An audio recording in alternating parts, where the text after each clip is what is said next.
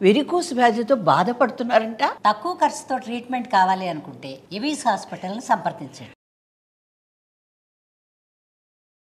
నమస్తే రమ్గారు. నమస్తే జయ. రమ్గారు, fairy tales ఇలాంటివి ఏమన్నా కథలు ఉంటే చెప్తారా? పిల్లలకి భలే ఇంట్రెస్ట్ ఉంటాయి. పల్లెటూరులో ఒక చిన్న పొలం ఉన్న ఒక చిన్న భూస్వామి ఉండేవాడట. ఈయనకి 3 కొడుకులు ఉన్నారు. పెద్దవాళ్ళు ఇద్దరు భలే తెలివైన వాళ్ళు. మూడోవాడు తెలివిగలవాడు కాదు, ఇప్పుడు ఇట్లా బోళ్ళు గిల్లుకుంటూ బోలగొచ్చినేవాడు. మందమతి అని పిలిచేవారు వాడిని. వాడంటే ఈ పెద్దవాళ్ళిద్దరు యాక్టివ్గా ఉండేవాళ్ళు. వీడికి యాక్టివ్నెస్ పాడు లేదు. వాడు గోల్డ్ పీక్కోవటము, వాడేదో వాడి దారిని వాడి కూర్చొని ఉండటము అదే ఉండేది. దాంతో చిన్నవాడికి ఏం పెద్దగా పనులు చెప్పేవాళ్ళు కాదు. పెద్దవాళ్ళిద్దరు వ్యవసాయ పనులలో జోరుగా ఉండేవాళ్ళు. ఓ సంవత్సరం వీళ్ళు పంట ఏదో వేసుకున్నారు. వరి బాగా పండింది. పంటకి చివరి రోజుల్లో కాపలా ఉంటారు కదా, రాత్రిపూట కాపలా పడుకునేవాళ్ళు. తెల్లారేసరికి ఎవరో పంట అంతా తొక్కేశారు. అయ్యో, ఆశ్చర్యపోయారు, ఏమిటి ఎవరు వచ్చారు? సరే కాపలా ఉండమన్నాడు పిల్లల్ని. అది చాలా పెద్ద పొలం, ఓ పక్కంతా తొక్కేయబడి ఉంది. మర్నాడు ఓ రాత్రి పెద్ద అబ్బాయి కాపలా పడుకున్నాడు. తెల్లవారుజాము దాకా ఉన్నాడు మెలకుగానే. ఏదో 5 నిమిషాలు పడిపోతుందిగా కునుకు, ఎవరో వచ్చారు తొక్కేశారు. రెండో వాడు పడుకున్నాడు. రెండో రోజు వాడు అంతే చేశాడు. వాడికి మెలకు వచ్చి చూసేసరికి పంట ఓ పక్కంతా పాడైపోయింది. మూడో రోజు నాన్న అన్నాడు, మందమంది నాకు గోళ్ళు గిల్లుకుంటూ మూల కూర్చుంటావు, వాళ్ళిద్దరికి తెల్లవారులు నిద్రలు లేవు, మరి వాళ్ళు నువ్వు కాపలా ఉండు, ఇక్కడ కూర్చుని చేసే పని ఉంది వెదవా అని తిట్టాడు. మందమతి సరేనని వాడు కాపలా ఉన్నాడు. వాడు ఏం చేశాడు, చెట్ల కొమ్మలు 5-6 విరిచి ఓ చోట పడేసి దాని మీద ఒక తువ్వాలు కప్పుకు పడుకున్నాడు. ఆ కొమ్మలు గుచ్చుకుంటూ ఉండేసరికి వాడికి నిద్ర పట్టల. అన్నయ్య వాళ్ళు ఏం చేశారు, కంబళ్ళు వేసుకున్నారు పక్కలు. తెలివిగా కంబళ్ళు వేసుకుంటే హాయిగా ఉంటుంది. హాయి వల్ల నిద్ర వచ్చింది. వీడికి హాయి లేదు, తెలియదు వాడికి హాయి ఏమిటో. దాంతో మెలకుగానే ఉన్నాడు. తెల్లవారుజాము 4:45 అయ్యేసరికి ఒక తెల్లటి ఎత్తైన గుర్రం వచ్చి పొలంలో దిగింది. వీళ్ళు మెలకుగానే ఉన్నాడు. వీడు చూసి ఆశ్చర్యపడి, అవురా 3 రోజుల నుంచి మా పొలం తొక్కేస్తుంది నువ్వేనా, నీ సంగతి చెప్తాను ఉండని ఏం చేశాడు, ఒక తువ్వాలు చెత్తపుచ్చుకొని వెనకపాటుగా వెళ్ళి ఆ గుర్రం మీద తువ్వాలేసి గట్టిగా పట్టేసుకున్నాడు. గుర్రం విదిలిచ్చుకుంది, అయినా వీడు వదల్లా. తువ్వాలు జారిపోయింది. కానీ వీడేం చేశాడు, ఆ తువ్వాలతో పాటు తోక వాడి చేతికి వచ్చింది, తోక పుచ్చేసుకున్నాడు. ఆ గుర్రం విదిలిచ్చింది విదిలిచ్చింది విదిలిచ్చింది, ఎంత విదిలిచ్చినా సరే వాడు వదల్లా. వాడు మొండిపట్టువాడు కదా, మొద్దు. అదేం చేసింది, ఒక్క ఎగిరి ఆకాశంలోకి ఎగిరిపోయి 3 సముద్రాల అవతల దిగింది వీటితో సహా. వీడు వాడు మరి తోక పుచ్చుకుని ఉన్నాడు, తోకతో పాటు వెళ్ళిపోయాడు. అక్కడ దిగేసరికి నన్ను వదులు, నా తోక నొప్పెడుతోంది అంది. నేను వదలను, నువ్వు 3 రోజుల నుంచి మా పొలం తొక్కేసావు, ఏడాది పంట అనేసరికి గుర్రం అంది, నన్ను క్షమించు, బాగా నిండుగా పండేసరికి తెల్లవారుజామున ఆ దారిలో తిరుగుతుంటే దిగాలనిపించి దిగేశాను, నన్ను వదిలిపెట్టు, బదులుగా నా 3 పిల్లల్ని నీకు ఇస్తాను అనేసరికి ఒప్పుకున్నాడు. ఒప్పుకుంటే సరే ముందు నన్ను మా ఇంటి దగ్గర దించమన్నాడు. ఈ గుర్రం ఏం చేసింది, వీడిని తన మీద ఎక్కించుకుని 3 సముద్రాలు దాటిచ్చి వీళ్ళ పొలం దగ్గర దింపి ఏం చేసింది, ఒక కళ్ళెం తన పట్టుకునేది ఉంటుందిగా, గుర్రానికి కళ్ళెం ఉంటుంది. కళ్ళెం నేను పిల్లల్ని తెచ్చిచ్చేదాకా న్యాసంగా, అంటే ఏమంటారు, బార్టర్ సిస్టమ్, నా కళ్యాణ్ని నీ దగ్గర ఉంచుకో అని చెప్పి కళ్యాణ్ని వీడికి అప్పచెప్పింది. వీడేం చేశాడు, మర్నాడు చూసుకున్నాడు. నాన్న చూస్తే పొలం తొక్కిలేదు, సంతోషించాడు. వీడేదో చేశాడు అనుకున్నాడు. కుర్రాడు ఏం చేశాడు, ఈ అడవిలోకి వెళ్ళి కట్టెలు కర్రలు అవి ఇవి కొట్టుకొచ్చి గుర్రపు శాల ఒకటి తయారు చేయటం మొదలుపెట్టాడు. 3 గుర్రాలు ఉండాలి. కొన్ని నెలలు గడిచాక ఆ కొట్టం పూర్తయ్యాక ఆ పెద్ద గుర్రం వచ్చి 3 పిల్లల్ని అప్పచెప్పింది. అందులో 2 పిల్లలు ఎంత అందంగా ఉన్నాయో, వెండి గిట్టలు, బంగారపు జూలు, బంగారపు రంగు తోకలు భలే ఉన్నాయి పంచకళ్యాణి గుర్రాలు. 3వ గుర్రానికి 2 మూపులు ఉన్నాయి. మెడ మీద 2 మూపులు, ఇట్ట గూనెల్లే ఉంది దానికి. ఆ 2 మూపుల మధ్య కళ్ళెమే ఎక్కర్లా, చక్కగా కూర్చోవచ్చు. గూని గుర్రం అది. ముక్కు మొహం అందంగానే ఉంది, కానీ గుర్రం మాత్రం వెరైటీగా ఉంది. 3 గుర్రాలని అప్పచెప్పి పెద్ద గుర్రం వెళ్ళిపోయింది. ఈ 3 గుర్రాలు అందరూ ఆశ్చర్యపోయారు, ఎంత బాగున్నాయి అనుకున్నారు. ఆ గుర్రాల సందడితోటే సరిపోయేది వాడికి. ఆ చిన్న గుర్రం అంటే మహాముద్దు, ఆ గూని గుర్రం అంటే చాలా ప్రేమ.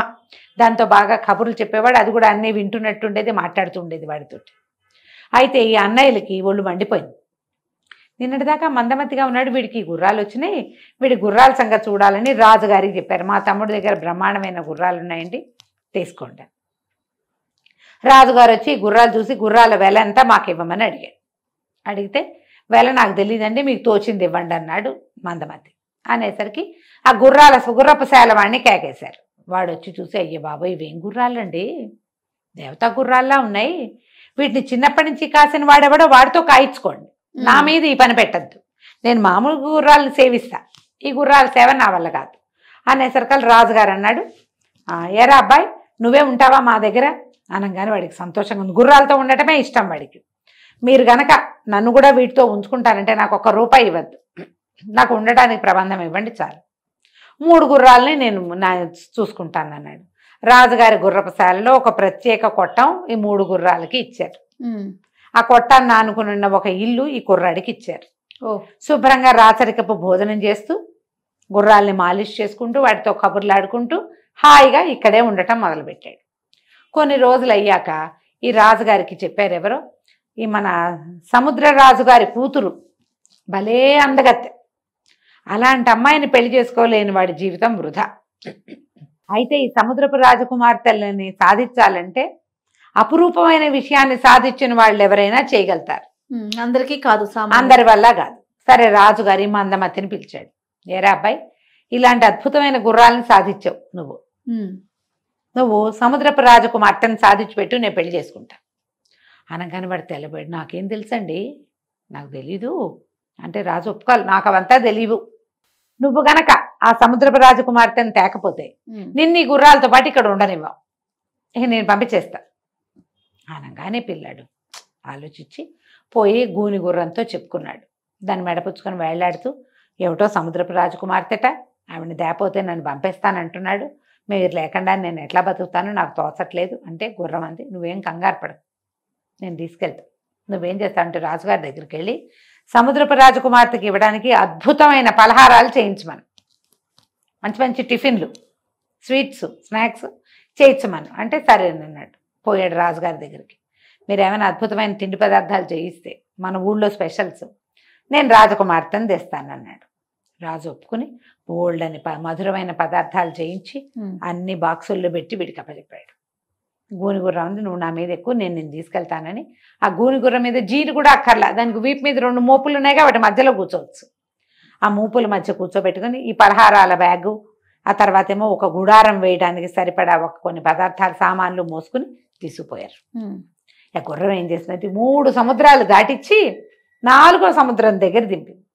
వీడేం చేశాడు, తను తెచ్చిన సామాన్లతోటి ఒక చక్కటి గుడారం లాంటిది వేసి స్వీట్లు ఇచ్చాడుగా రాజుగారు, అవన్నీ పరిచిపెట్టాడు. కుర్రాడు గుర్రము ఒక మూల దాక్కున్నారు. సాయంకాలం అయ్యేసరికి చక్కగా అలలు నిదానంగా వీచడం మొదలుపెట్టినాయి. ఆ మూలంతా గాలేస్తుంది. ఆ అలల 4వ సముద్రపు అలల మీద నుంచి ఒక అందమైన రాజకుమార్తె నడిచొచ్చింది. ఈ తీపి పదార్థాల వాసనకి గదిలోకి వెళ్ళింది, ఆ గుడారంలోకి. బోల్డని పదార్థాలు కనపడుతున్నాయి. ఆ అమ్మాయి తనకు నచ్చినవన్నీ తీసుకుని తింటా మొదలుపెట్టింది. ఈ గుర్రం చెప్పింది వెనకపాటుగా వెళ్ళి పట్టుకో, వెనక నుంచి పట్టుకుంటే వదిలించుకోలేదు అని చెప్తే వెనక నుంచి వెళ్ళి గట్టిగా గావలిచ్చేసుకున్నాడు. ఆ అమ్మాయి లబో దిబో మంది కానీ అబ్బాయి వదిలిపెట్టల. ఇలాంటి పదార్థాలు ఎన్ని కావాలంటే అన్ని పెట్టిస్తా, నాతో వచ్చి మా రాజుగారిని పెళ్లి చేసుకుందు కానీ గుర్రం మీద వెళ్ళిపోదాం అంటే ఆ తిండి పదార్థాల కోసం ఆ అమ్మాయి వీడి గుర్రం ఎక్కి వచ్చింది. అయ్యో, వచ్చాక రాజుగారికి అప్పచెప్పాడు. రాజుగారికి అప్పచెప్తే రాజుగారు అన్నాడు నన్ను పెళ్లి చేసుకో అని బతిమలాడాడు. ఏమైంది, సరే నాకు ఒక క్రియ ఉంది, పెళ్లి కావాలంటే కాగే పాలల్లో, తెరులుతున్న పాలల్లో నన్ను తీసుకొచ్చాడే కుర్రాడు, నన్ను కావలించుకున్నాడు, వాడు ఆ నీళ్ళల్లో ఆ పాలల్లో స్నానం చేయాలి, అప్పుడు నేను నిన్ను పెళ్లి చేసుకుంటా. ఇప్పుడు రాజుగారిని పెళ్లి చేసుకోవాలంటే రాజు కదా స్నానం చేయాలి, కుర్రాన్ని స్నానం చేయొచ్చు మనం అనేసరికి తెరలే పాలల్లో దిగితే ఏమైనా ఉందా, అంతే సంగతి. అయితే వీడు మళ్ళీ పోయి గూని గుర్రానికి చెప్పాడు, తెరలే పాలల్లో స్నానం చేయాలట, నేను చచ్చిపోతానని లేదు రాజుకి, ఆ పిల్లని పెళ్లి చేసుకోవడం కోసం నన్ను ఎక్కమంటున్నాడు, ఆ నీళ్ళ పాలల్లో దిగమంటున్నాడు అనేసరికి గుర్రం మంది నువ్వేం భయపడకు, నన్ను కూడా తీసుకెళ్ళాక నుంచోబెట్టు అంతే. రాజుగారు చెప్పాడు, అబ్బాయి నువ్వు అమ్మాయిని తెచ్చావు, నాకు పెళ్లి కావాలి, ఆ అమ్మాయి ఇది కోరుకుంది కాబట్టి నువ్వు ఇప్పుడు కాగే పాలల్లో దిగాలరా అన్నాడు. కుర్రాడు ఒప్పుకున్నాడు. మా గుర్రాలను కూడా తెస్తానండి, అవి కూడా చూస్తాయి వెరైటీ అని గుర్రాలను తెచ్చి అక్కడ ఉంచోబెట్టాడు. పెద్ద మంట పెట్టి దాని మీద పెద్ద గంగాళం పెట్టారు. ఈ 20-25 కుర్రాన్ని అందులోకి ఎక్కించి దించారు. అయితే ఏమైంది, అది దించడానికి వెళ్తుంటే ఆ గుర్రము దాని ముక్కులోంచి ఇలా గాలి వదులుతూ ఆ తెర్లే పాల మీదకి గాలి విడవటం మొదలుపెట్టింది. ఆ గుర్రం ముక్కులోంచి వస్తున్న గాలితోటి కింద మంట ఉంది కానీ పాలు చల్లగా ఉన్నాయి. ఓహో. కుర్రాడు వెళ్ళి అందులో చేపెట్టి ఏంటి వేడిగా లేవు, ఇంకా కొంచెం మంట పెట్టండి అన్నాడు. వాళ్ళు ఇంకా మంట పెట్టారు. అయినా సరే అవి ఐస్ లాగానే ఉన్నాయి. వీడిని ఎక్కిచ్చారు పైకి. వాడు హాయిగా పాలల్లో దిగి బోళ్ళంతసేపు నాని శుభ్రంగా వండుకున్న మురికి చల్లగా ఉన్నాయిగా మురికంతా పాలల్లో వదిలించుకుని బయటకు వచ్చేసాడు. రాజుగా ఆశ్చర్యంగా వీడు ఎలా చేశాడు ఈ పని. అయితే ఒకళ్ళిద్దరు మంత్రులే ఉన్నారంటే వీడు విపరీతమైన కార్యాలు చేస్తాడండి, ఈ గుర్రాలను అలాగే సాధించాడు, అమ్మాయిని అలాగే సాధించాడు, ఇది కూడా చేస్తాడు. సరే నీ ప్రోగ్రాం అయ్యింది, కుర్రాడు తెరలే పాలల్లో దిగాడు, ఇప్పుడు పెళ్లి చేసుకోమన్నాడు రాజు.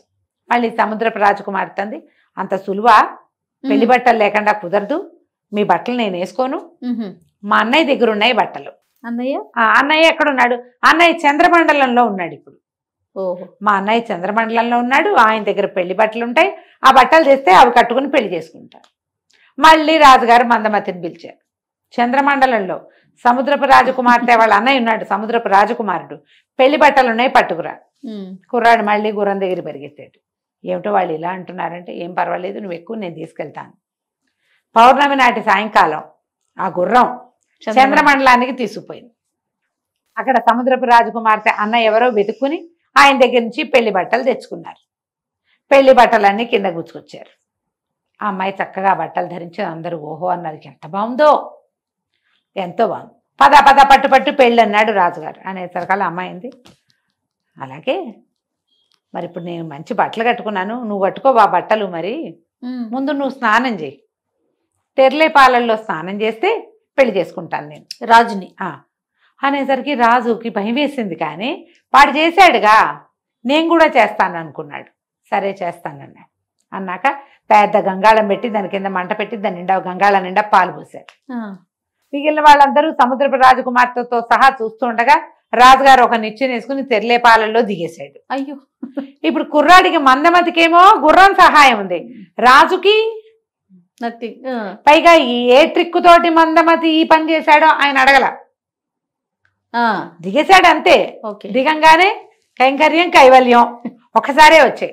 రాజు మళ్ళీ బయటికి రాల, మొత్తం ఉడికిపోయి అయిపోయాడు.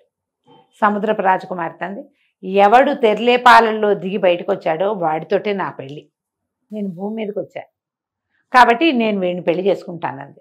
ఈ రాజ్యంలో ఉన్న వాళ్ళంతా ఆశ్చర్యపోయారు. రాజుగారి మరణానికి కారకుడు ఎవడిప్పుడు ఇక్కడ, ముందు తెరలే పాలల్లో దిగి రాజుకి దారి చూపించిన వాడు మందమతిని రాజుని చేస్తామన్నారు. ఈ అమ్మాయి మందమతిని నేను పెళ్లి చేసుకుంటానని.